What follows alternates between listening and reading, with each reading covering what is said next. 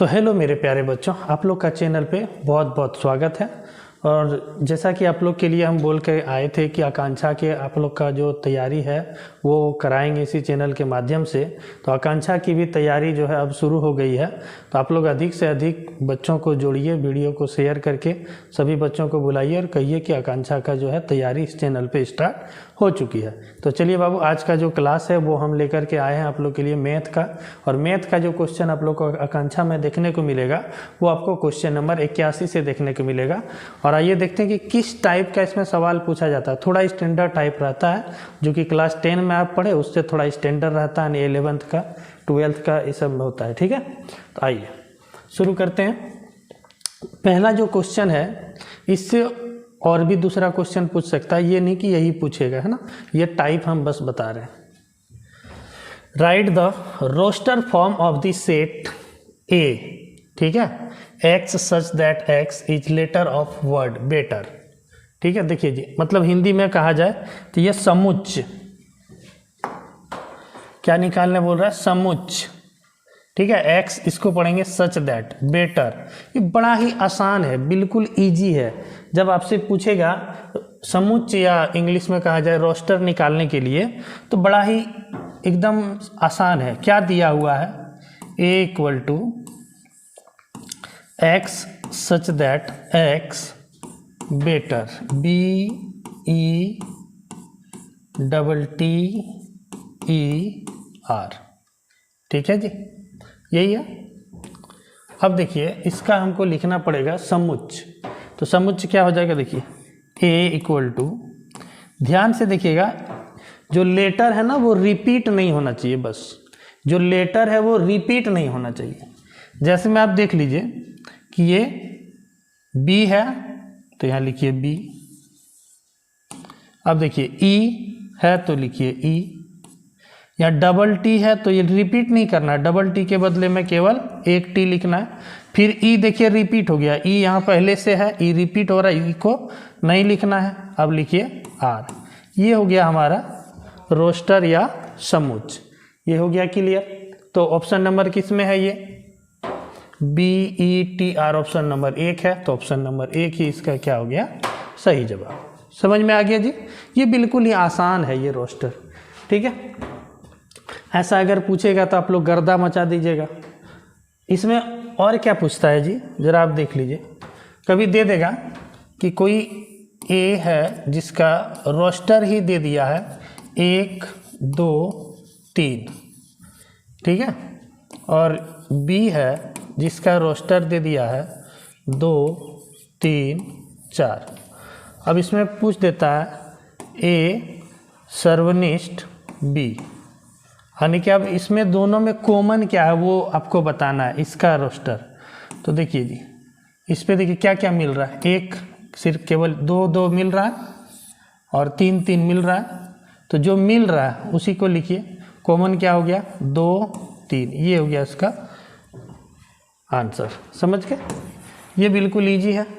ठीक है, ये रोस्टर है, ये बड़ा ही इजी टॉपिक है। चलिए आते हैं अगले सवाल पे। देखिए ये तो आप लोग बनाए हैं आप लोग का, लेकिन थोड़ा सा अब इसमें क्या है, यहाँ पे फर्स्ट पाथ दे दिया, अगर यहाँ पे कोई दूसरा पाथ दे देता तब क्या होता। 10x इक्वल टू √3, बिल्कुल आसान है। 10x बराबर √3, और ये x जो है ये फर्स्ट पाद में पूछ रहा है, फर्स्ट पाद में। ठीक है, इसका हल निकालना फर्स्ट पाद में। x किस पे आ रहा है, फर्स्ट क्वाड्रेंट में। तो आप लोग को क्वाड्रेंट तो पता ही होगा, ये x एक्सिस और ये y एक्सिस।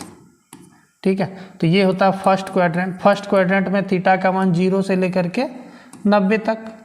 ठीक है, सेकेंड क्वाड्रेंट में 90 से लेकर के 180 तक, थर्ड में 180 से 270 तक, और फोर्थ में 270 से 360। तो फर्स्ट क्वाड्रेंट में पूछ रहा है, यानी थीटा का जो एंगल का जो मान है वो 0 से 90 के बीच में। तो 0 से 90 के बीच में देखिए फर्स्ट क्वाड्रेंट में सभी पॉजिटिव होता है, जितना भी ट्रिगोनोमेट्रिक का रेशियो है ना, sine cos tan cosec sec cot जितना भी है सब इसमें होता है पॉजिटिव, ऑल पॉजिटिव होता है। तो इसमें कुछ सोचना ही नहीं है। 10x का मान दे दिया √3, ये पॉजिटिव में ही है। तो देखिए जी, तो यहाँ 10 कितना डिग्री का मान √3 होता है, 10 कितना डिग्री का मान √3 होता है, तो आप लोग का जवाब होगा 10 60 डिग्री का मान √3 होता है। तो यहाँ से जब दोनों को जब कंपैरिजन करेंगे तो x का वैल्यू कितना आ जाएगा 60 डिग्री, लेकिन यहाँ पे 60 डिग्री आंसर नहीं है, यानी ये रेडियन में मान दिया हुआ है। रेडियन क्या होता है बाबू, किसी भी कोण का अगर रेडियन निकालना है ना, जैसे 60 डिग्री का रेडियन निकालना है तो रेडियन निकालने के लिए उसको गुना कर देंगे π/180 से। अब देखिए 60 डिग्री का निकालना है तो 60 को गुना कर देंगे π/180 से, कटा दीजिए 60 तिया 180, कितना हो गया π/3। ठीक है, इसका आंसर क्या हो जाएगा जी π/3, ऑप्शन नंबर सी π/3। अब देखिए बाबू, पाई का मान क्या होता है, अगर ट्रिगो में पूछा जाए तो पाई का मान होता है 180 डिग्री। ठीक है, तो π/180 से अगर हम गुना करें कोई फर्क नहीं पड़ेगा, क्योंकि पाई का मान 180 और /180 कट के होगा, एक से गुना करने पे कोई फर्क नहीं पड़ता। इसलिए किसी का भी अगर रेडियन में मान निकालना पड़े किसी भी कोण का तो π/180 से उसको गुना कर दीजिए। ठीक है, चलिए बढ़ते हैं अगला सवाल। देखो जी, ये सवाल फेवरेट है, आप लोग का एग्जाम में पूछ रहा है ना। तो ये क्या है, आयोटा। आयोटा क्या होता है, जैसे हम लोग पढ़े अल्फा बीटा, वैसे ही होता है आयोटा। ठीक है, आयोटा को आई से हम लोग डिनोट करते हैं। अब इसको बनाने के लिए ना आपको एक दो मान को याद रखना पड़ेगा। कौन कौन से मान को याद रखना पड़ेगा, तो देखिए पहला कि आयोटा का मान यानी आई का वैल्यू क्या होता है, तो √(-1). देखिए ये आई क्या है, इमेजिनरी पद है। ठीक है, मतलब कि काल्पनिक संख्या। उसके बाद आप I² का मान याद रखिए, I² का वैल्यू होता है -1। ठीक है, और I⁻³ यानी I³ का वैल्यू होता है -I, और I⁻4 का मान होता है 1। ये वैल्यू आप याद रखेंगे, आपका हर सवाल जो पूछेगा आपसे आयोटा से रिलेटेड वो सब बन जाएगा। ठीक है जी, ये मान आप याद रखिए। ठीक है, आई का वैल्यू √(-1), I² का वैल्यू -1, I³ का वैल्यू -I और I⁴ का वैल्यू 1। ठीक है, अब देखिए जी, यहाँ पर जो क्वेश्चन है हमारे सामने में, I²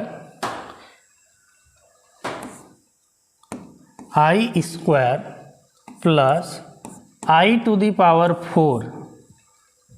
प्लस I⁶। I⁶ का एक भी मान हम लोग के पास नहीं है, ये 4 ही मान को याद रखना है। तो जो 6 है इसको तोड़ देंगे हम लोग, I⁴ इंटू I⁴2। ठीक है, यानी I² में आराम से तोड़ सकते हैं। जैसे ही हम लोग घात घातांक पढ़े हैं, A⁻x और गुने A⁻y, तो दोनों पावर जुड़ जाता है। तो वैसा ही 4 और 2 6 हो जाएगा। उसके बाद है I⁻7 है, तो इसको भी लिखिए I⁻4 इंटू I⁻3। कोई दिक्कत? फिर नीचे में 1 प्लस I² प्लस I³ अब सबका वैल्यू रख दीजिए, आंसर आ गया। मान रखिए I² का मान -1 रख दीजिए, प्लस I⁴ का वैल्यू 1। उसके बाद I⁴ 1 गुने I² का मान -1, फिर प्लस I⁴ का वैल्यू 1 गुने I³ का वैल्यू -I।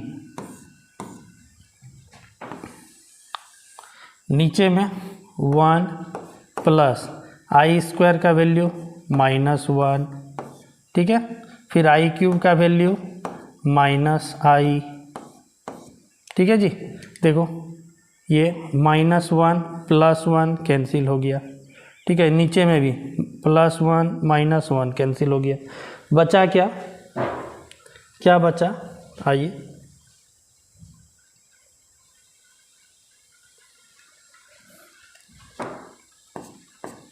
ऊपर में 1 और -1 को गुना करेंगे तो -1, प्लस माइनस माइनस, 1 गुने आई तो आई, नीचे में माइनस आई।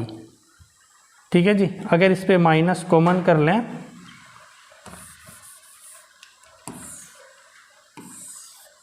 ऊपर वाला में माइनस कॉमन कर लेंगे तो आई प्लस, चलिए माइनस को कॉमन कर लीजिए तो यहाँ हो जाएगा 1 प्लस आई बटे में नीचे में माइनस आई। ये माइनस से माइनस कैंसिल हो गया।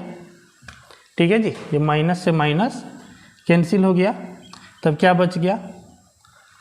बच गया 1 प्लस आई बटे में आई। ठीक है जी। अब देखिए जी, अब ये नीचे में आई है, ऐसा वाला ऑप्शन तो किसी में नहीं है। तब आप क्या कीजिए, आई से ऊपर और नीचे गुना कर दीजिए, आई से ऊपर और नीचे गुना कर दीजिए। ठीक है, तो जैसे ही हम आई से ऊपर और नीचे जैसे हम गुना करेंगे तो क्या आ जाएगा, देखिए आई और 1 जैसे गुना होगा तो 1 गुने आई तो आई,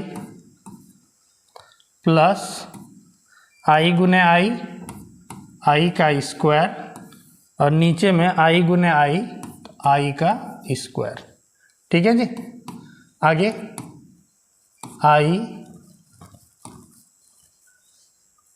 प्लस आई स्क्वायर का मान -1 बटे में आई स्क्वायर का मान -1। ठीक है जी। तो हो गया आई प्लस माइनस माइनस 1 बटे -1। फिर से माइनस आप कॉमन कर लेंगे तो क्या हो जाएगा, ये 1 आ जाएगा प्लस में, आई आ जाएगा माइनस में, और नीचे में बटे 1 नहीं लिखेंगे, नीचे में बटे 1 नहीं लिखेंगे, आंसर हो जाएगा 1 माइनस आई। ये हो गया आपका फाइनल आंसर 1 माइनस आई। कौन सा? Option number 2, option number 2। ठीक है जी, 1 माइनस आई, ये हो गया आपका फाइनल आंसर। ठीक है।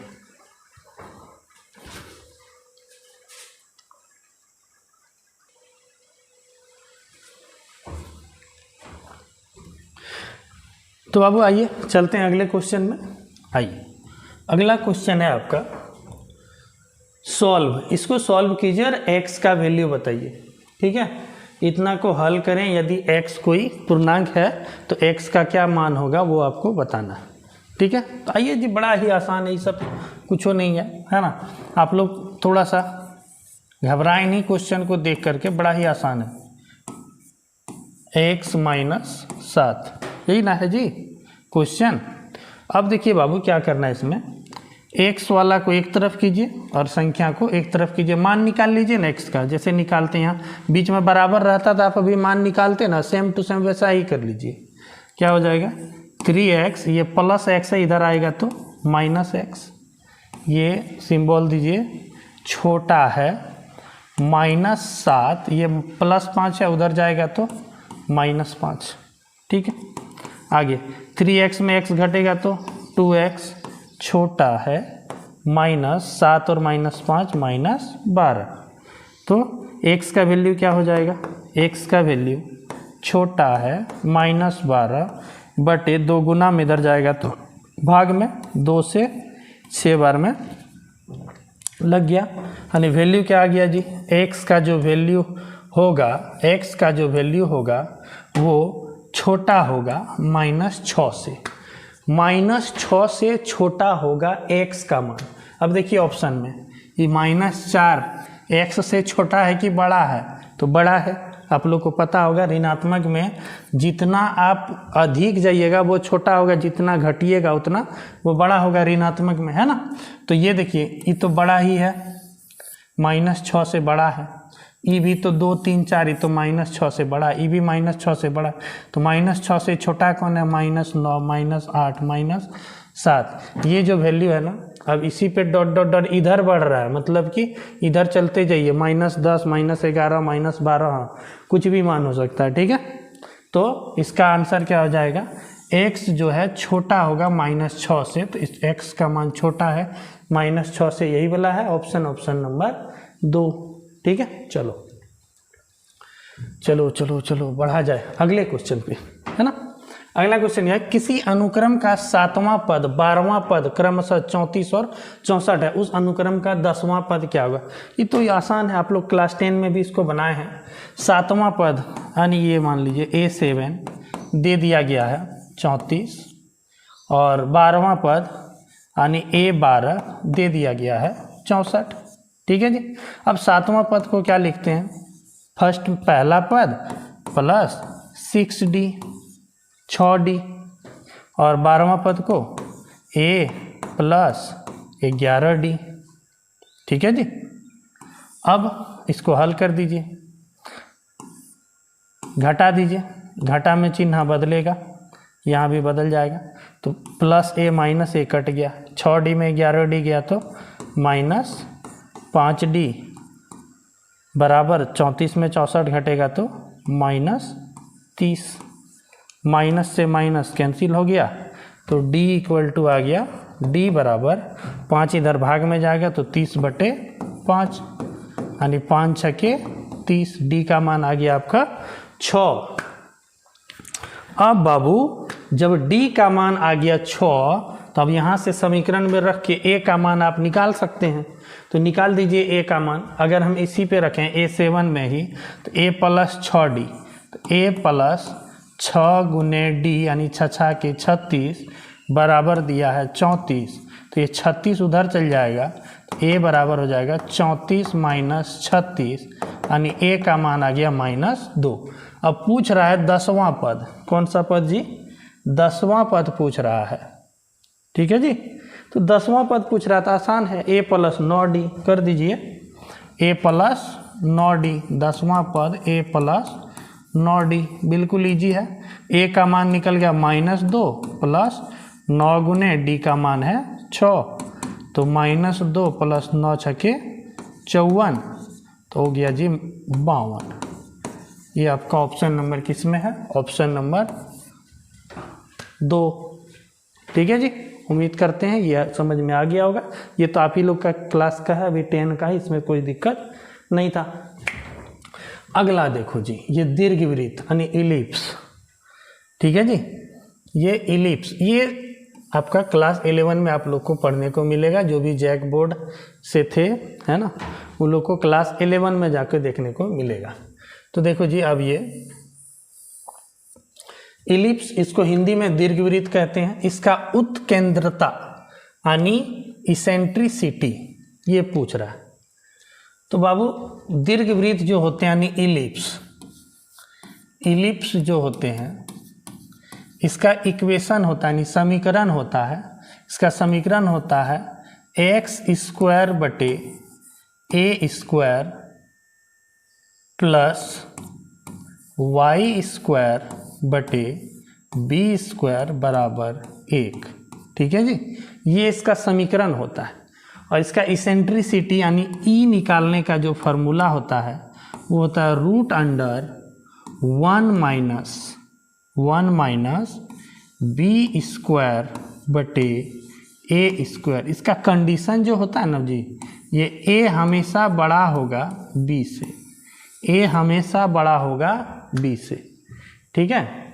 तो बाबू इस फार्मूला से निकाल देंगे हम लोग, लेकिन बोलेंगे सर ए बी क्या है, ये अब यहाँ रखेंगे, मान कैसे रखेंगे। देखो बाबू, ये इसका इक्वेशन यहाँ पे दिया हुआ है। ठीक है। यहाँ से हम लोग ए बी का मान निकालेंगे, कैसे, x² बटे 169 को क्या हम लिख सकते हैं 13 का स्क्वायर। जी सर बिल्कुल लिख सकते हैं। फिर है y² बटे 144 को क्या हम लिख सकते हैं 12 का स्क्वायर, बिल्कुल लिख सकते हैं। अब देखो इसका फॉर्मूला में जो इसका इक्वेशन है x² बटे A², उसमें आ गया प्लस y² बटे B² बराबर 1। तो यहाँ से A का मान 13 और B का मान 12, ये मिल गया। A का मान 13 और B का मान 12 मिल गया। अब आप इसेंट्रिसिटी का ही फार्मूला में रख दीजिए, आपका आंसर बेधड़क आ जाएगा। चलो रख दो, √1 माइनस B², B का वैल्यू है 12, तो 12 का स्क्वायर करेंगे तो 144 बटे ए स्क्वायर, ए का वैल्यू है 13, तो 13 का स्क्वायर करेंगे तो 169। ठीक है जी। अब इसको हल कीजिए, इसके नीचे हम कुछ ना तो 1 है, रूट के अंडर 1 और 169 का वर्गमूल लघुत्तम 169, यहाँ हो गया 169 माइनस 144। अब इसको जैसे घटाएंगे तो ऊपर में घटाएंगे 169 में 144 तो आ जाएगा 25, और नीचे में है 169, तो 25 का वर्गमूल होता है 5, 169 का वर्गमूल होता है 13, आंसर हो गया 5/13। Eccentricity 5/13, option number 2। ठीक है जी। उम्मीद करते हैं बच्चों ये आपको समझ में आया, और आप लोग ऐसे अगर कोई भी सवाल दे देगा इसके जगह पे दूसरा भी इक्वेशन रहेगा, ए बी का मान निकाल करके आप इसेंट्रिसिटी का इस फार्मूले से आप उसे ज्ञात कर सकते हैं। चलिए अगला है 75 डिग्री को रेडियन में लिखें। अभी तो तुरंत समझा आप लोग को रेडियन में कैसे लिखा जाता है। सिंपल है, जितना का रेडियन पूछा जाए उसको π/180 से आप क्या कर दीजिए, गुना कर दीजिए। तो 75 को π/180 से हम गुना कर देंगे तो हमारा ये रेडियन में निकल जाएगा। चलिए इसको कटेगा, 15 × 5 = 75, 15 × 15 बच गया 3, 15 × 2 = 30, यानी आंसर हो गया 5π/12। 5π/12 क्या है ये ऑप्शन में? बिल्कुल है ऑप्शन नंबर 1। ठीक है जी। रेडियन निकालना बड़ा ही आसान है। अगला क्वेश्चन पे चलते हैं। देखिए इसका मान पूछ रहा है, ये मान पूछ रहा है। ठीक है, ये भी आपका जो है क्लास 10 से आगे यानी 11 में जो मैथ लेकर के जो पढ़ेंगे है ना, उनको इस तरह का सवाल वहाँ पे बेधड़क देखने को मिलेगा, पूरा देखने को मिलेगा। ठीक है, तो आइए इसको हमें किसके पद में लिखना पहले देख लीजिए। यहाँ ऑप्शन में 10 10 10 10 यानी 10 के पद में लिखना है। तो 10 कैसे आएगा इस पे विचार करना है सबसे पहले। क्वेश्चन है cos 20 डिग्री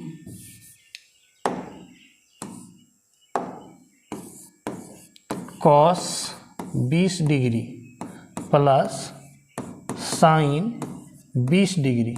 देखिए जी, अब ये 10 में कैसे आएगा, या अगर इसको साइन हम लोग 10 का फार्मूला पढ़े हैं ना, टन टनाटन टन टन तारा, साइन के नीचे कॉस बेचारा। ठीक है ना जी, टन टनाटन टन टन तारा, साइन के नीचे कॉस बेचारा। तो ये हम लोग पढ़े, तो यहाँ साइन है, इसको अगर कॉस से अगर हम भाग दे दें तो ये 10 में बदल जाएगा। तो 10 में हमको आंसर भी देना है, तो 10 में बेधड़क पहले इसको बदलिए, यानी इसको किससे भाग दीजिए, cos 20 से पूरे में भाग दे दीजिए। ठीक है, तो यहाँ पे लिखिए cos 20 डिग्री से क्या करने पर, भाग करने पर। ठीक है जी, भाग कर दीजिए, सबको कीजिए। इसको भी लिखिए cos 20/cos 20, sin 20/cos 20, और बटे है निचवा में फिर यहाँ दीजिए cos 20/cos 20। सबको भागे, सबको करना है ना, एक को नहीं करना बल्कि सभी को करना है। ये अप्लाई सब में होगा। ठीक है, चलो ये तो कट के एक हो जाएगा, cos 20 cos 20 cos 20 cos 20 सब कट के एक हो गया। तो अब क्या हो गया जी, 1 प्लस साइन 20/cos 20, साइन बटे cos तो 10 हो गया, 10 20 डिग्री बटे में यहाँ भी 1 माइनस साइन 20/cos 20, यहाँ हो गया 10 20 डिग्री। अब देखिए जी, अब यहाँ पे ध्यान देना है, फार्मूला क्या होता है। फार्मूला आप लोग का देखिए यहाँ पे 10a + b का फार्मूला में इसको हम लोग तोड़ेंगे। तो 10a + b का फार्मूला आता है 10a + 10b/1 minus 10a × 10b।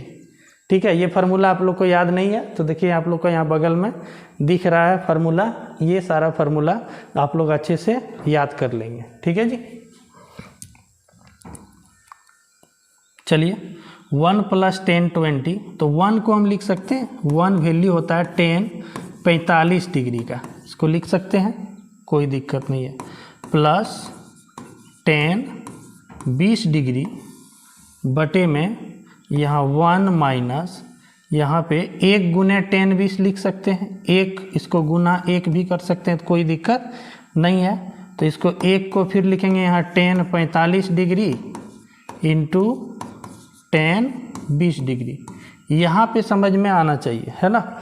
1 से किसी भी संख्या को गुना करेंगे तो कोई फर्क नहीं पड़ेगा, और 1 होता है वैल्यू किसका, टेन 45 का, टेन 45 डिग्री का वैल्यू 1 होता है।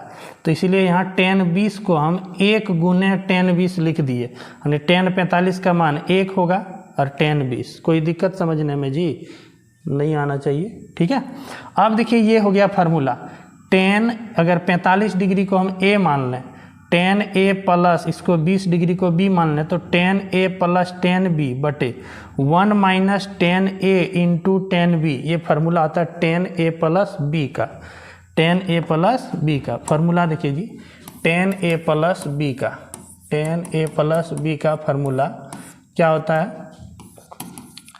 Ten a plus ten b बटे 1 minus ten a into ten b, ठीक है जी। इसी फार्मूला में यहाँ पे हमने इसको तोड़ दिया, ten a plus ten b बटे 1 minus ten a into ten b। ये फार्मूला आता है टेन a प्लस b का। तो टेन a का मान है 45 डिग्री और b का मान है 20 डिग्री। तो 45 और 20 कितना हो गया जी, 65। तो हो गया इसका answer ten 65 degree. Option number 1 ten 65 degree. उम्मीद करते हैं बाबू ये समझ में आ गया। चलते हैं अगले क्वेश्चन पे। आइए अगला क्वेश्चन है, इसको सॉल्व करना। एक्स स्क्वायर प्लस 2 बराबर 0 को सॉल्व करना तो आसान ही है, लेकिन आंसर देखिए यहाँ आयोटा में दिया है। आयोटा भी आपको समझा चुके हैं, तो बस उसी से बनाइए, क्या दिक्कत है। एक्स स्क्वायर प्लस 2 बराबर 0 है, तो प्लस 2 को उधर ले जाएंगे तो माइनस 2 हो जाएगा, ठीक है। और तो x का वैल्यू क्या हो गया, स्क्वायर हटेगा तो रूट में, और रूट में कभी माइनस वाली संख्या देखे हैं जी, कभी नहीं देखिएगा। ये इमेजिनरी पद हो जाता है, यानी कि काल्पनिक संख्या। हम लोग 2 प्रकार की संख्या पढ़े, वास्तविक संख्या और काल्पनिक संख्या। वास्तविक संख्या में आ जाता है सब परिमेय अपरिमेय, जितना हम लोग इधर नंबर पढ़े सब हो गया आपका वास्तविक संख्या। और काल्पनिक संख्या में रूट में जो माइनस वाले आ जाते हैं, ऐसा होता नहीं है लेकिन ऐसा मान लिया जाता है, इसलिए ये काल्पनिक संख्या है, ठीक है। तो रूट अंडर माइनस 2 को क्या लिख सकते हैं हम, रूट अंडर 2 गुने माइनस 1 लिख सकते हैं ना, बिल्कुल लिख सकते हैं। यानी इसको अलग अलग लिखें तो रूट 2 गुने रूट अंडर माइनस 1 ऐसे भी लिख सकते हैं, बिल्कुल लिख सकते हैं। तो ये हो गया रूट अंडर 2, और रूट अंडर माइनस 1 किसका वैल्यू होता है, आयोटा का, है ना, आई का मान होता है। तो रूट 2 आई, ये हो गया आपका आंसर, रूट 2 आई। और एक चीज़, जब भी आप वर्गमूल निकलता है किसी का तो वो प्लस में भी और माइनस में भी, इसलिए इसका आंसर हो जाएगा प्लस माइनस रूट अंडर 2 आई, प्लस माइनस रूट अंडर 2 आई। कोई दिक्कत, ठीक है जी। ये हो गया आपका आंसर, ठीक है जी। जैसे आपको बोलेगा 16 का वर्गमूल, ठीक है, 16 का वर्गमूल, तो कभी भी इसका निकालिएगा तो केवल 4 नहीं बल्कि प्लस माइनस 4। क्यों, क्योंकि प्लस 4 का भी स्क्वायर करेंगे तो 16 और माइनस 4 का भी स्क्वायर करेंगे तो 16 आता है। इसलिए किसी भी संख्या का वर्गमूल प्लस माइनस दोनों में निकलता है, इसलिए यहाँ पे प्लस माइनस रूट अंडर 2 आई। चलिए बढ़ते हैं अगले क्वेश्चन पे। आइए, ये थोड़ा डिफिकल्ट है, थोड़ा ध्यान से समझिएगा इस क्वेश्चन को, ठीक है। पूछ रहा है 1 plus x to the power n के प्रसार में आरवां पद ज्ञात कीजिए, ठीक है, आरवां पद ज्ञात कीजिए। तो हम लोग को सबसे पहले ये समझना होगा कि इसका प्रसार होता कैसे है। देखिए, अगर 2 संख्या है a plus b to the power n है, इसका अगर पूछेगा प्रसारित रूप क्या होगा, तो ध्यान दीजिएगा, इसका प्रसारित रूप होगा ये n, यहाँ आएगा n c, उसके बाद इसका पहला पद लिख रहे हैं ना, ये हो गया आपका पहला पद, फर्स्ट पद, ठीक है जी, फर्स्ट पद। ये हो गया आपका सेकेंड पद, ये हो गया आपका थर्ड पद। ठीक है, इसी तरह में ये पूछ रहा है, पद का नाम नहीं दिया कि पहला निकालिए, दूसरा निकालिए, तीसरा निकालिए, ये डायरेक्ट बोल दिया आरवां पद निकालिए। जैसे आपको एपी में डायरेक्ट एनवां पद निकालने के लिए बोल देता था ना, वैसे इसमें बोल दिया आरवां पद निकालने के लिए। ठीक है जी, तो ये फर्स्ट पद है, तो देखिए एन का मान यहाँ एन रहेगा। उसके बाद ये सी, एन सी, यहाँ देखिए पहला पद है तो यहाँ एक घट गया, पहला पद है तो एक से पहले जीरो आता है, यहाँ जीरो, फिर यहाँ ए का जो वैल्यू है इस पर लगाएंगे पावर एन माइनस, यहाँ पे जो पद है उसको घटाते हैं, एन माइनस जीरो करते हैं, है ना। यानी कि ये फर्स्ट पद है तो यहाँ अगर एन सी, ये आर का वैल्यू होता है ना, तो ये आर जो है अगर यहाँ जीरो है ना, तो यहाँ पे इस जीरो को घटाना पड़ता, फिर बी टू दी पावर यही आर रखना पड़ता है ना, तो बी टू दी पावर यहाँ जैसे आर रखेंगे तो यहाँ जीरो रहेगा, तो जीरो का किसी भी संख्या पे पावर जीरो रहता है तो उसका वैल्यू एक होता है, इसलिए इसको इसमें नहीं लिखें। ठीक है जी, आपको दूसरा पद आप जैसे देखेंगे यहाँ पे आपको समझ में आ जाएगा। ये दूसरा पद है तो एन सी, ये दूसरा पद है तो यहाँ कितना हो गया, एक घट जाएगा। दूसरा पद है तो एक घटा दीजिए तो एक हो गया, दो में एक घटेगा तो एक, एन सी एक, उसके बाद ए, जो यहाँ ए है इस ए पर पावर एन माइनस वन, यानी कि एन में घटा देना है जितने नंबर का ये पद है, तो पहला नंबर का पद है तो एक घट जाएगा।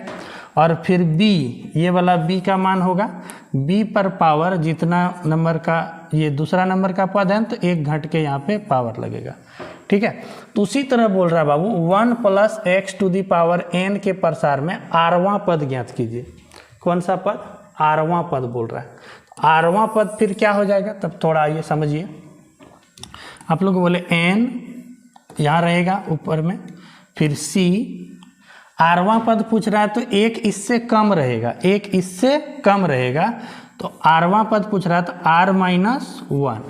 ठीक है, फिर ए पर पावर एन माइनस, जितना यहाँ लिखेंगे, जितना यहाँ लिखेंगे वही वाला इस पे यहाँ पे घटाना है, तो आर माइनस वन, और बीच में माइनस है तो यहाँ ब्रैकेट दे दीजिए। और फिर बी पर पावर जितना यहाँ लिखे हैं उतना ही यहाँ पे लिखिए, आर माइनस वन। ठीक है जी, कोई दिक्कत समझने में, कोई दिक्कत नहीं आना चाहिए। और हमेशा याद रखिएगा कि ए और बी का जो पावर है ना, इसको मिला करके एन होना चाहिए, इसको मिला करके क्या होना चाहिए, एन होना चाहिए।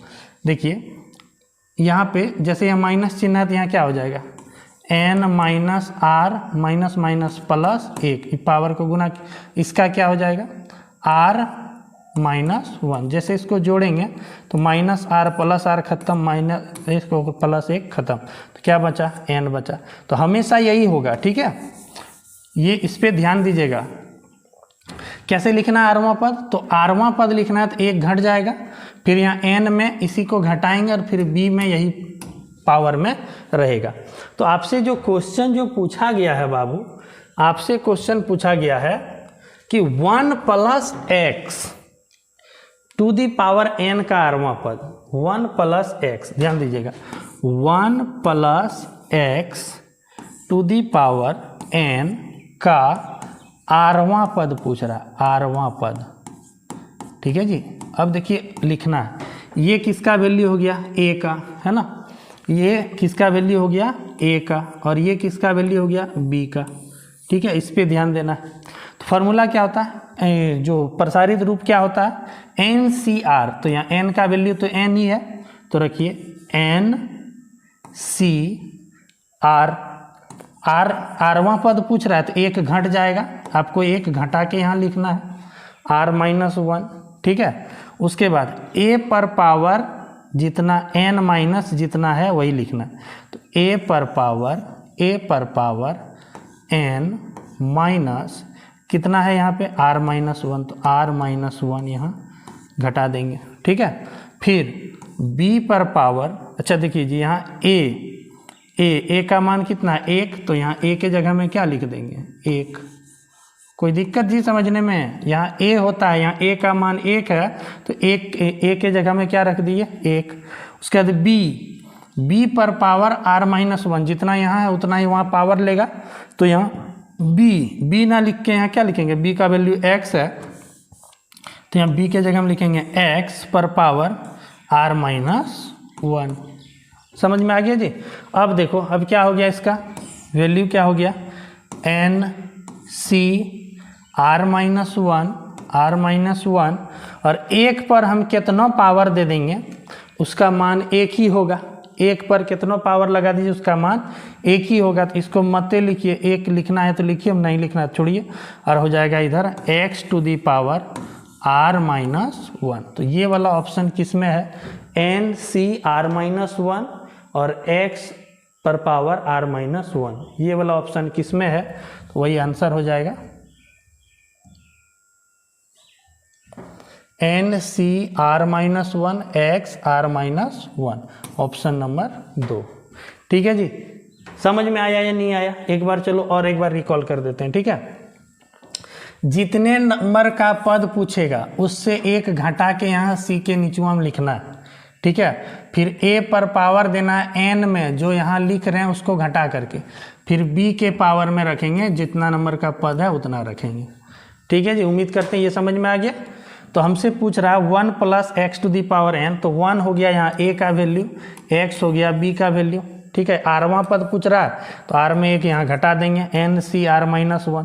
अब a का मान 1 है तो 1 पर पावर n माइनस r-1, फिर b का मान x है तो x पर पावर r-1। ठीक है जी, ये हो गया आंसर।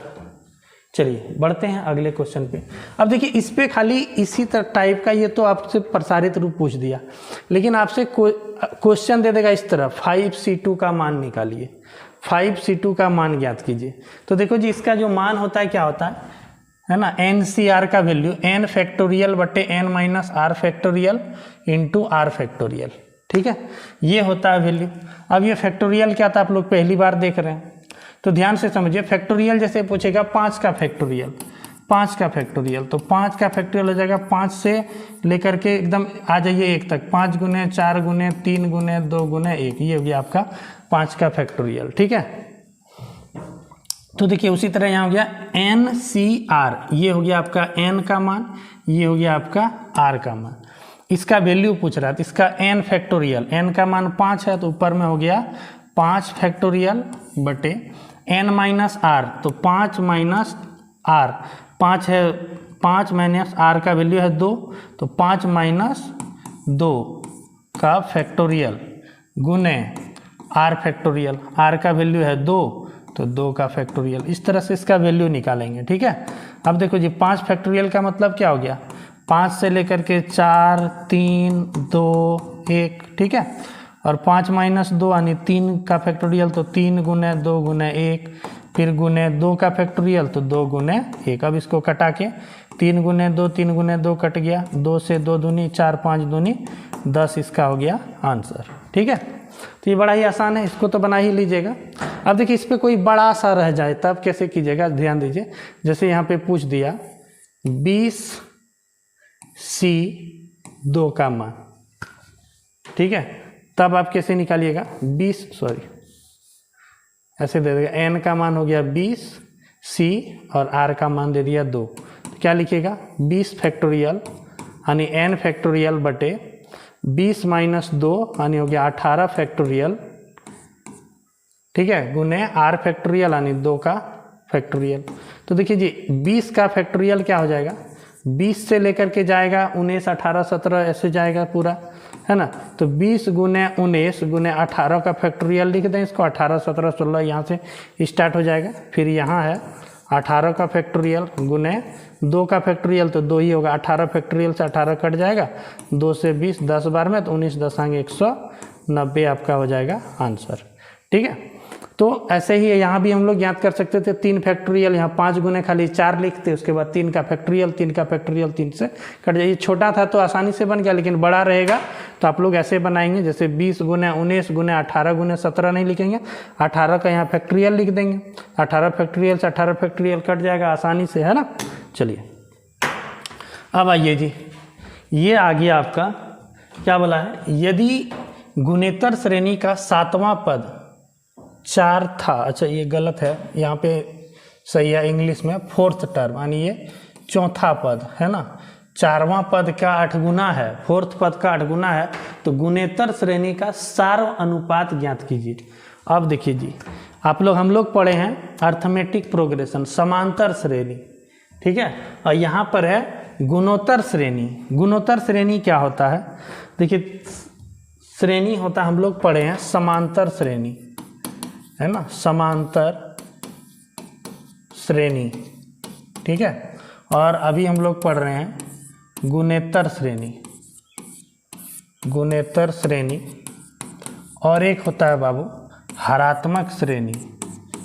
हरात्मक श्रेणी, अब ये तीनों में अंतर क्या है, तीनों होता क्या है, हम लोग एपी तो पढ़ चुके हैं समांतर श्रेणी, जैसे 2 4 6 8 10 ये डॉट डॉट डॉट चलेगा, तो ये हो गया आपका समांतर श्रेणी, हर एक पद के बीच का अंतर जो है समान है, हर एक जगह 2 2 का 2 2 का 2 2 का अंतर है, ठीक है। उसी तरह से गुणेतर श्रेणी में जो होता है ना, ऐसे हो गया 2 4 2 दूनी 4 4 दूनी 8 8 दूनी 16 16 दूनी 32, इसमें जो है ना अंतर समान नहीं देखने को मिलेगा, लेकिन आप जैसे ही है ना डिवाइड कीजिएगा, है ना, तो सबका जो है आपको रेशियो सेम देखने को मिलेगा, ठीक है जी। जैसे आप 2 से 4 में भाग दिए तो कितना आ गया 2, 4 से 8 में भाग दिए तो 2, 8 से 16 में भाग दिए 2, 16 से 32 में भाग दिए तो 2, यानी हर जगह इसका क्या होगा, अनुपात सेम रहेगा, दो पदों के बीच का अनुपात क्या रहेगा, सेम रहेगा। और हरात्मक श्रेणी क्या होता है, जैसे यहाँ 1/2 हो जाएगा, 1/4, 1/6, 1/8 ऐसे चलेगा, यानी ये चलता है, एपी हमारा चलता है ऐसे a + d, a + 2d, a + 3d ऐसे चलता है। इसमें चलता है 1/a, 1/a + d, 1/a + 2d, 1/a + 3d ऐसे चलता है, इसको कहते हैं हरात्मक श्रेणी, ठीक है जी। और ये हो गया आपका गुणेतर श्रेणी। तो गुणेतर श्रेणी ही यहाँ पे क्वेश्चन में दिया गया है। गुणेतर श्रेणी का 7वां पद 4था पद का 8 गुना है, ध्यान दीजिएगा। 7वां पद यानी मान लीजिए A7, ठीक है, A7 जो है वो 4था पद का 8 गुना है, तो 4था पद A4 का 8 गुना 8 कर दीजिए, ठीक है। ये चीज़ आपको समझ में आ गया जी, कि किसी गुणेतर श्रेणी का जो 7वां पद है वो 4था पद का 8 गुना है, 4था का 8 गुना है 7वां पद, ये आपको समझ में आ गया, ठीक है। अब देखिए nवां पद का गुणेतर श्रेणी का फॉर्मूला आता है a × r⁻n−1। तो देखिए जी, अब यहाँ पे ये nवां पद यानी ये 7वां पद हो गया, 7वां पद का क्या हो जाएगा, a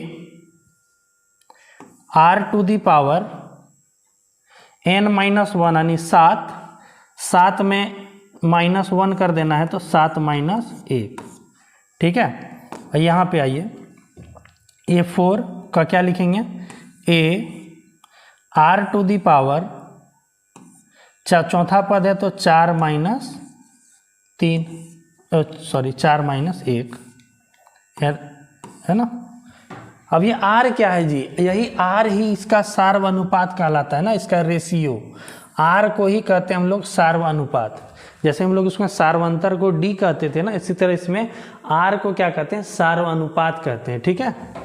चलो अब इसे हल कर दीजिए, अब इसे हल कर दीजिए। तो देखिए यहाँ हो गया a, r पर पावर 7 में 1 गया 6, यहाँ a r पर पावर 4 में 1 गया तो 3। देखिए a इधर भाग में आएगा, कटेगा, a से a खत्म, r यहाँ 3 गो है, यहाँ 6 गो है, जैसे इसको कटाएंगे तो बच गया r 3 गो, और इधर है गुना में 8, मतलब r पर पावर 3 बराबर क्या हो गया 8, r पर पावर 3 बराबर हो गया 8। तो जैसे r पावर 3 हटता है तो इधर निकलेगा घनमूल, 8 का घनमूल होता है 2, तो इसका आंसर हो गया, r का वैल्यू निकल गया 2। तो हमसे पूछ रहा है सार्व अनुपात यानी r का ही मान, तो इसका आंसर हो जाएगा 2, ठीक है जी। चलिए बढ़ा जाए अगले क्वेश्चन पे।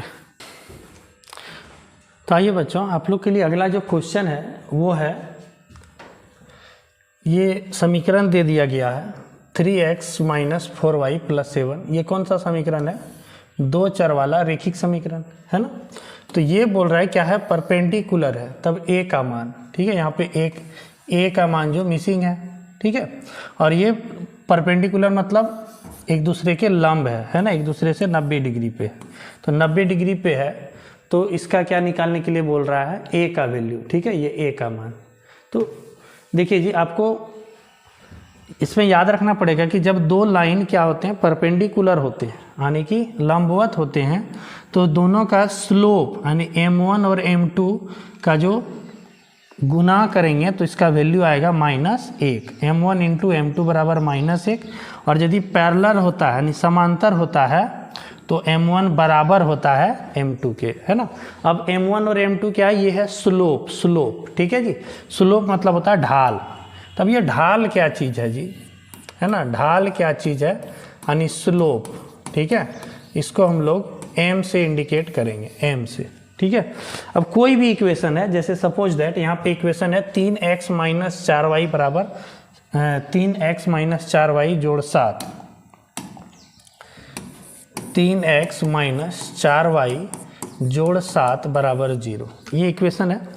इसको जो है ना हमको तोड़ना पड़ेगा y बराबर mx + c में, y बराबर mx + c में, ठीक है, mx + c में। और यहाँ जो m का जो वैल्यू दिखेगा यही होगा आपका स्लोप या ढाल, ठीक है।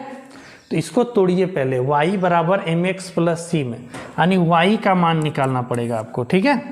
तो चलिए, इधर 3x + 7 है, ये -y उधर जाएगा तो +4y, ठीक है, -y बराबर के उधर यानी पक्षांतर कर देंगे तो 4y। अब ये हमको 4y का मान नहीं बल्कि y का मान निकालना, y बराबर mx + c, यानी जैसे ये 4 है तो इसको इधर ले आएंगे तो भाग में हो जाएगा।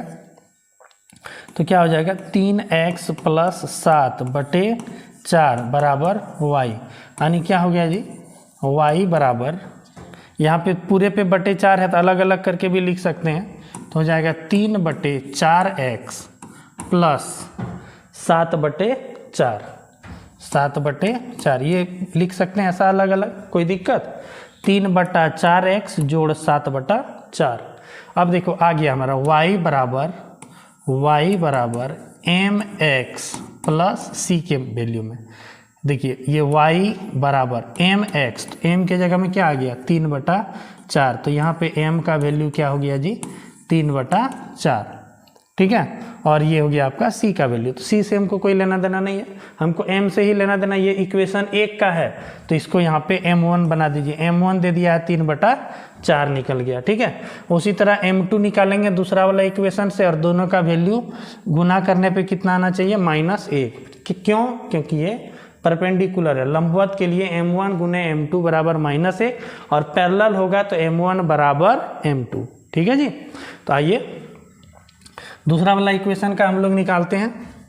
दूसरा इक्वेशन है ax + 9y + 1 बराबर 0, तो हो जाएगा 9y बराबर, ये +ax है उधर जाएगा तो -ax, +1 है उधर जाएगा तो -1। अब y का वैल्यू निकालना है तो y -ax - 1 बटे 9 गुना में है, चल जाएगा। अब दोनों के नीचे बटे में 9 है तो यहाँ पे हो गया आपका y बराबर -ax बटे 9, फिर इधर हो जाएगा -1 बटे 9। तो यहाँ देखिए y बराबर mx + c, तो यहाँ हो गया m का वैल्यू क्या हो गया, -a/9, ठीक है। तो ये दूसरा इक्वेशन का है, इसको m2 लिखेंगे, m2 का मान निकल गया -a/9, -a/9। अब दोनों को गुना करेंगे, m1 और m2 को कितना आना चाहिए, -1। यहाँ पे हम लोगों ने निकाला m1 का मान 3/4 और m2 का मान -a/9, ठीक है जी, -a/9। तो जब परपेंडिकुलर होता है जी तो क्या होता है, m1 × m2 बराबर -1।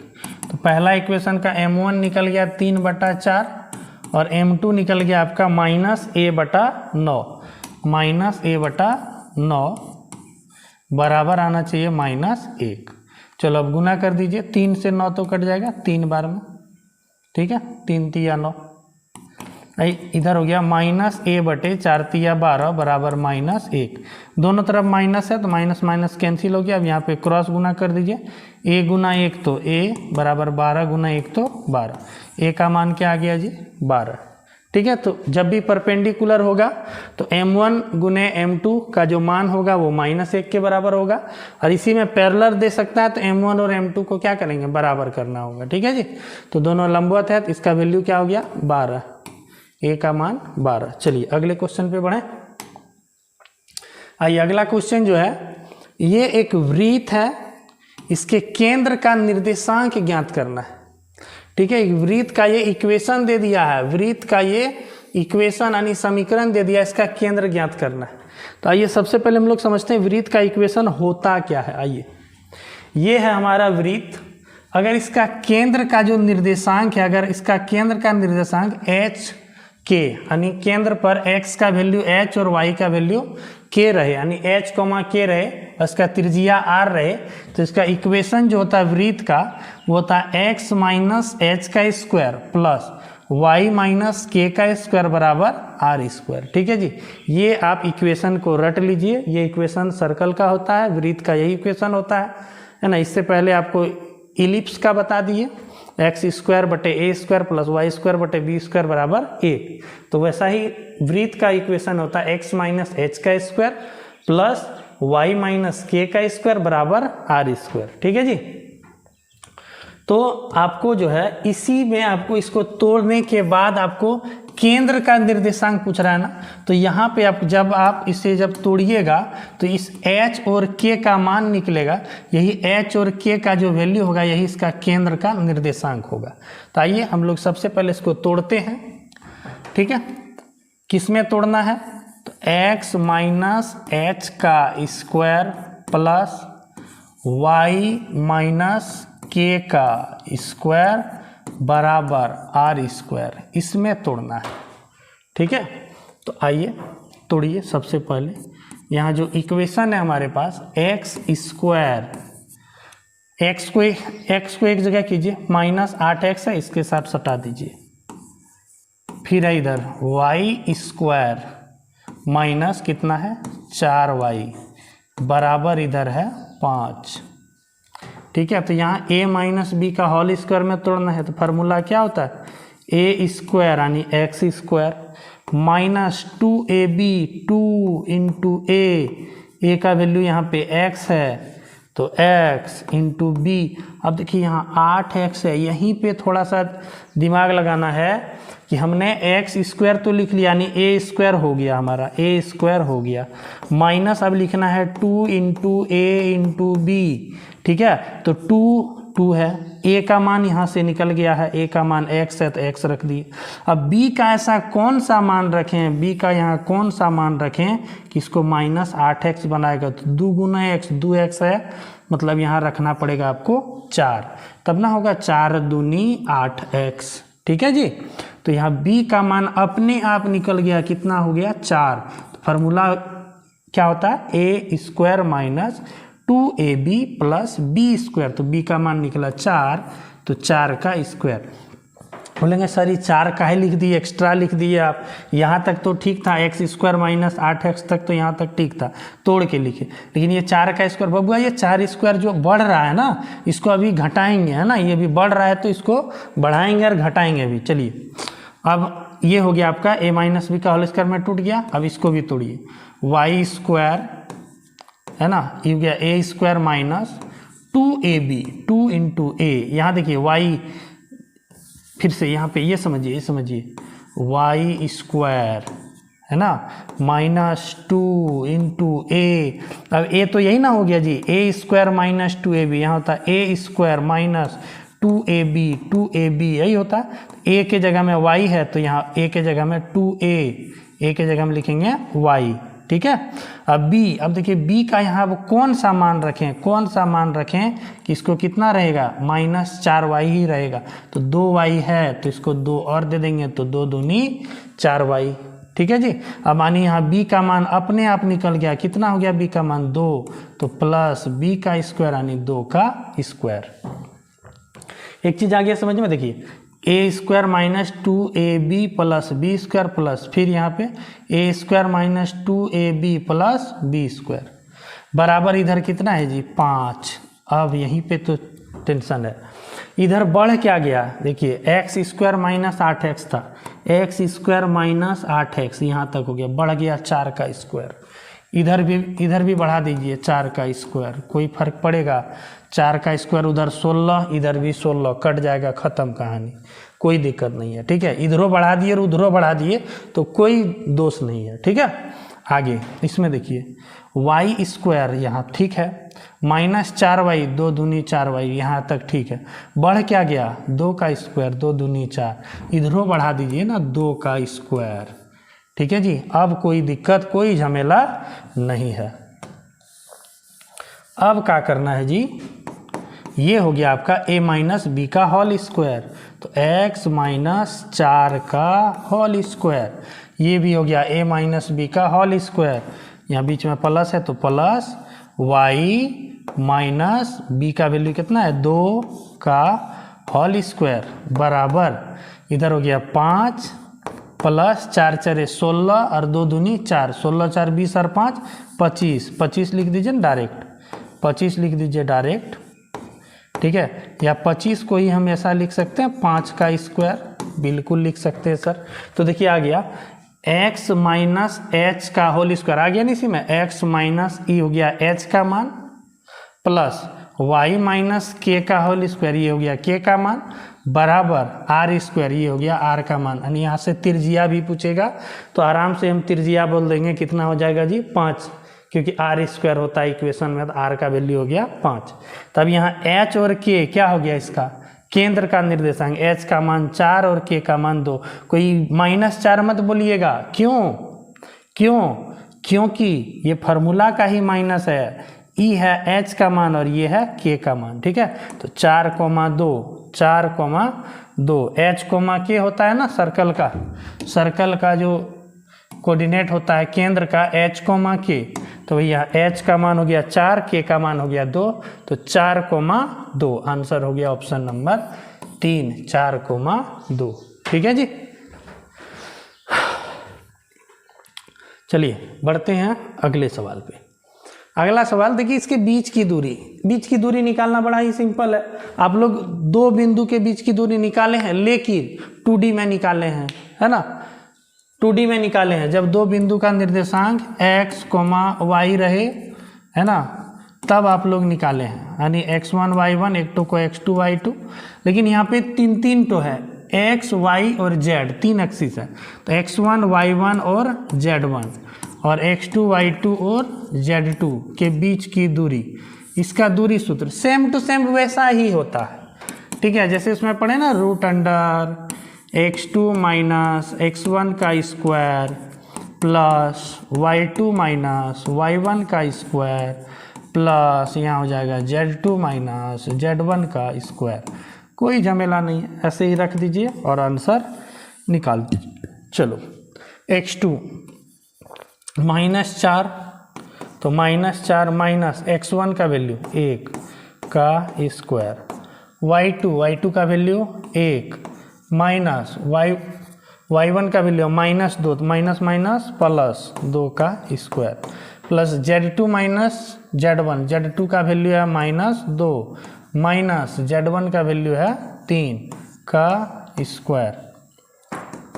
अब निकाल दीजिए, -4 और -1 -5 का स्क्वायर हो जाएगा 25, 2 1 3 का स्क्वायर, 3 तिया 9, -2 -3 हो गया -5 का स्क्वायर 25, 25 50 और 9 59 हो गया √59, 5 9, ये हो गया आपका √59, ऑप्शन नंबर 3। सिंपल है, बहुत इजी। चलिए बढ़ते हैं अगले क्वेश्चन पे। यदि 100 पदों का माध्य 50 है तो सभी पदों का योग ज्ञात कीजिए। 100 पदों का माध्य 50 है तो सभी पदों का योग ज्ञात कीजिए। बड़ा ही सिंपल। माध्य का फार्मूला जी, माध्य का फार्मूला सभी प्रेक्षणों की योग बटे प्रेक्षणों की कुल संख्या। ठीक है, सभी प्रेक्षणों का योग, सभी प्रेक्षणों का योग और बटे में प्रेक्षणों की कुल संख्या। प्रेक्षणों की कुल संख्या, ये आप लोग तो पढ़े ही होंगे, बड़ा ही आसान है, 9th में ही पढ़े होंगे इसको। तो माध्य दे दिया गया है, माध्य है 50, यहाँ रख दीजिए 50 माध्य दे दिया गया। प्रेक्षणों का योग 100 पदों का माध्य, 100 पदों दे दिया, योग नहीं दिया, तो प्रेक्षणों का योग रहने दीजिए ऊपर में योग। ठीक है, प्रेक्षणों की कुल संख्या 100 पद है तो यहाँ 100। अब इसको क्रॉस गुना कर दीजिए, योग बराबर हो जाएगा, योग बराबर 100 गुने 50, 100 गुने 50, आंसर हो गया 5 पर 1 2 3 0। तो ऑप्शन नंबर 1 सिंपल है। चलिए बढ़ा जाए, अगला क्वेश्चन, किसी वृत्त पर स्थित 21 बिंदुओं से होकर जाने वाली कितनी जीवाएं खींची जा सकती है। देखो जी, कितना जीवा खींच सकते हैं। एक वृत्त है, इसमें 21 बिंदु है, 1 2 3 4 5 6 7 8 9 10 11 ऐसे करके कितना है, 21 बिंदु है। अब इससे जीवा खींचना है, 2 बिंदु को मिला देंगे तो क्या बनेगा, जीवा बनेगा। इससे इसको मिलाएंगे, इससे इसको मिलाएंगे, इससे इसको, सबसे जीवा बन रहा है। अब पूछ रहा है कि कितना जीवा हम टोटल खींच सकते हैं, है ना, उसको निकालना है। तो इस तरह का जितना भी फार्मूला रहे, जितना भी इस तरह का क्वेश्चन रहेगा, आपसे पूछेगा कितना जीवा खींच सकते हैं। जीवा के लिए कितने बिंदु चाहिए, 2 बिंदु चाहिए, तो 2 यानी आर का वैल्यू यहाँ पे रखेंगे 2। ठीक है, एन का वैल्यू तो दे ही दिया है, 21 बिंदु है। ठीक है, और यदि पूछेगा कितना त्रिभुज पूछा जाए, कितना त्रिभुज बनेगा, तो वहाँ एन का वैल्यू कितना लिखेंगे 3। एन का वैल्यू क्या लिखेंगे, सॉरी आर का वैल्यू लिखेंगे 3, आर का वैल्यू लिखेंगे 3। ठीक है जी, तो सेम वही है, इसका फॉर्मूला है एन सी आर, निकाल दीजिए, हो गया आंसर। एन का वैल्यू दे दिया है ना 21, सी आर, आर का वैल्यू जीवा पूछ रहा है तो जीवा 2 बिंदु से होता है, तो एन सी 21 सी 2 का मान निकाल दीजिए। क्या फॉर्मूला इसका बताए, एन फैक्टोरियल यानी 21 फैक्टोरियल, फॉर्मूला पढ़ा है ना अभी, 21 फैक्टोरियल बटे n minus r factorial, 21 minus 2 यानी 19 फैक्टोरियल। ठीक है, गुने आर फैक्टोरियल यानी 2 का फैक्टोरियल। ठीक है जी, अब देखो यहाँ 21 को लिख सकते हैं कि 21 गुने 20 गुने 19 का फैक्टोरियल, फिर 19 18 17 से चल जाएगा। फिर यहाँ नीचुओं में 19 का फैक्टोरियल गुने 2 फैक्टोरियल का मान 2 गुना 1 तो 2, 19 फैक्टोरियल से 19 फैक्टोरियल कट गया, 2 से 20, 10 बार में 21 दशक 210 जीवा हम खींच सकते हैं। 210 आंसर हो गया 210। इस पर त्रिभुज पूछेगा तो यहाँ आर के जगह में 3 रखना है। ठीक है जी, समझ में आ गया। चलो अगले सवाल पे आते हैं। समांतर श्रेणी, ये तो सिंपल है, आप लोग का बुक का ही है, क्लास 10 में आप लोग इसको बेधड़क बनाए हैं। किसी समांतर श्रेणी का nवां पद ज्ञात कीजिए जिसका n पदों का योग दे दिया है। n पदों का योग का फॉर्मूला दे दिया, n पदों का योग है, क्या है जी, n स्क्वायर प्लस 2n। ठीक है, n स्क्वायर प्लस 2n, ये n पदों का योग। तो बाबू n के जगह में 1 रखेंगे तो 1 पदों का योग क्या आ जाएगा, 1 स्क्वायर प्लस 2 गुने 1 यानी 1 प्लस 2 यानी हो गया 3। 1 पदों का योग बोलिए या पहला पद बोलिए, तो ये हो गया आपका 3, यानी AP का पहला पद निकल गया 3, AP का पहला पद निकल गया 3। अब 2 पदों का योग निकाल लीजिए, कितने का, 2 पदों का योग निकाल लीजिए, कितना हो जाएगा जी, n के जगह में 2 रख दीजिए आप, n के जगह में 2 रख दीजिए, 2 पदों का योग निकल जाएगा। 2 पदों का योग यहाँ हो गया 2 का स्क्वायर प्लस 2 गुने n के जगह में 2, तो 2 दूनी 4 जोड़ 2 दूनी 4 यानी हो गया 8। 2 पदों का योग 8 है, कहने का मतलब हो गया कि पहला पद है 3, पहला पद है 3 और दूसरा पद यानी a और a2 दोनों मिल के है 8, तो a के जगह पे जहाँ यहाँ 3 रखेंगे दी जाएगा उधर माइनस में, यानी a2 का मान हो जाएगा 8 माइनस 3 यानी 5, यानी दूसरा पद निकल गया 5। अब AP का 2 गो पद जहाँ निकल गया तो अब निकालिए धड़धड़वा के, a का मान हो गया 3 और डी का मान हो गया यहाँ पे, ए का मान हो गया 3 और डी का मान 5 में 3 घट जाएगा, यानी हो गया 2। ए का मान 3, डी का मान 2। एनवां पद पूछ रहा है, एनवां पद का formula A plus N minus 1 into D, ये होता है एनवां पद का फार्मूला। अब इस पर रख देंगे, आंसर आ गया। ए का मान है 3 plus N minus 1 into d का मान है 2। अब हल कर दीजिए, 3 प्लस 2 गुना एन, 2n माइनस 2 एकम 2। अब 3 में 2 घट गया तो हो गया 1 प्लस 2n, यानी 1 प्लस 2n कौन सा है, 2n प्लस 1, ऑप्शन नंबर 1 हो गया आंसर। ये सिंपल है। चलिए बढ़ते हैं अगले सवाल पे।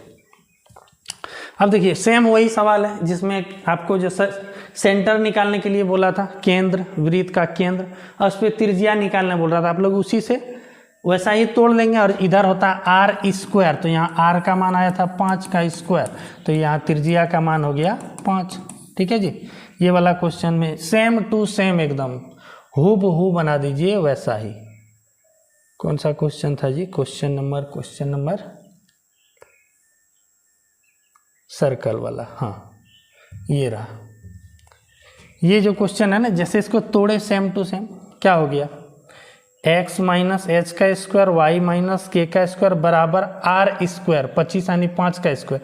तो ये हो गया r का मान, ये हो गया उसका 5। आंसर क्या हो जाएगा जी, r का वैल्यू 5 हो जाएगा उसका। ठीक है, आप लोग ऐसे बना लीजिएगा इसको, r का वैल्यू हो जाएगा इसमें 5, ऑप्शन नंबर सी। एक बार करके देख लेना इसको बढ़िया से। चलो अगला ये है, देखो ये 3D का पॉइंट दे दिया है और इसको 2:3 में विभाजित, अंतः विभाजित करने वाले बिंदुओं के निर्देशांक ज्ञात कीजिए। हम लोग वहाँ पे जैसे रेशियो में बांटता था, लेकिन वहाँ 2D वाला होता था लाइन, है ना, 2D वाला होता था, यानी x y में वो लाइन होता था। अब सेम टू सेम वही सवाल है ना, खाली इसमें क्या है, इसमें जो पॉइंट है ये x y z में दिया हुआ है। तो कुछ नहीं, इसका भी x निकालने का जो फार्मूला होता है वहाँ पे होता था m1 x2 plus m2 x1 बटे m1 प्लस m2, इससे x निकलता था। यहाँ भी इसी फार्मूला से निकलेगा, y भी सेम वही फार्मूला से निकलेगा, m1 y2 plus m2 y1 बटे m1 प्लस m2। ठीक है जी। और लेकिन यहाँ z कैसे निकलेगा, तो same m1 z2 plus m2 z1 बटे m1 प्लस m2। लो हो गया। कोई रेशियो को m और n में लिखता है तो वैसे ही लिखेंगे, mx2 प्लस nx1 बटे m प्लस n, वैसे लिखेंगे। ठीक है, तो अब इस पर रख दीजिए, आंसर आ गया आपका, खटाखट आंसर आ गया। x1 का m1 का मान है 2, तो 2 गुने x2, ये हो गया x1 y1 z1, x2 y2 z2, x2 का मान 8 है, तो यहाँ हो गया 2 गुने 8, 8 दूनी 16 प्लस m2 x1, m2 का मान 3 है, x1 का मान 3 है, 3 तिया 9 बटे 2, m1 प्लस m2, m1 का मान 2 और m2 का मान 3, 2 3 5, 16 9 25 बटे 5, कट के आ गया 5। चलो 5 ऑप्शन नंबर 1 है और ऑप्शन नंबर 2। अगला निकालिए y का वैल्यू, m1 y2, m1 का मान 2 गुने y2 का वैल्यू y2 3, 2 तिया 6 प्लस m2 y1 का मान 3, y1 का वैल्यू 3, तो 3 तिया 9 बटे m1 प्लस m2 यानी 5, 9 6 15 बटे 5, यानी कट के हो गया 3, ये हो गया 3। ठीक है, 5 3 2 मिल गया। अब तेसर का यही वाला होबे करेगा, लेकिन निकाल के देख लीजिए, m1 z2 2, z2 का मान 2, तो 2 दूनी 4 प्लस m2 z1 3 और 7, 7 तिया 21 बटे 5, 21 4 25 बटे 5, यानी हो गया 5।